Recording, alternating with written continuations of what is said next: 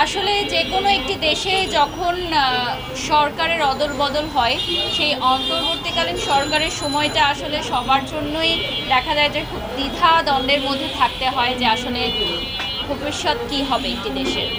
তো আমাদের দেশে স্বাধীনতা এনেছে ছাত্র আন্দোলনের পর যেই আশাগুলো আমাদের ছিল সেগুলো নিয়ে আমরা প্রত্যাশা করছি এবং শিল্পাঙ্গনের যে বিষয়টা যে দেশের যে কোনো অস্থিতিশীল পরিস্থিতি হলেই আসলে সেটার এফেক্টটা পড়ে আমাদের উপর। যেমন বন্যা যখন হয়েছিল সে সময় একটা কাজের ব্যাঘাত ঘটেছিল, কোভিড সিচুয়েশনের সময় আমাদের কাজের ব্যাঘাত ঘটেছিল। তো বিজনেস সেক্টরেও ঠিক তেমন, বিজনেসে একটা ধস নামে এবং এটা খুবই স্বাভাবিক, এটা আবার কাটিয়েও উঠেছে অনেকেই।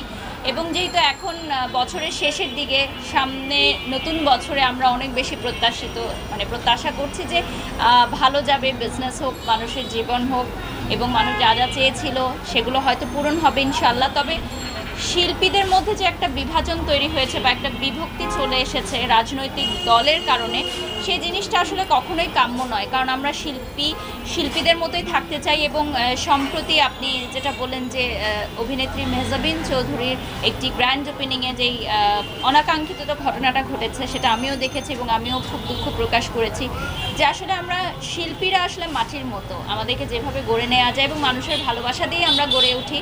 তো আমার মনে হয় যে কোনো রাজনৈতিক দলকে কেন্দ্র করে কোনো শিল্পীর উপর আক্ষেপ বা ক্ষোভ আমাদের রাখা উচিত নয়।